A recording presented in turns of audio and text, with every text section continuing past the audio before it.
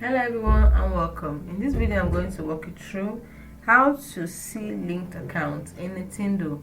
How to see your linked accounts in Nintendo. So the first thing you do is sign in or log into your Nintendo account using your credentials, and once you're in, you've gotten to the home page. Next thing you do is from the user information here, make sure it's highlighted over here. Then click the last option here, which is linked apps and services. Click on edit, and there you can see this Nintendo Switch user linked accounts. You can see those are linked. You can see my Google account is linked, Nintendo network ID is not linked, Apple is not linked. So that's how you see the linked accounts. And if you want to see the linked apps over here, you can see not linked.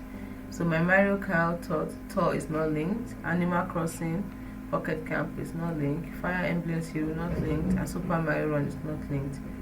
So that's it. That is how to see linked accounts in Nintendo. Hope you find it really helpful. If you did, like and subscribe to the channel for more. Thanks for watching.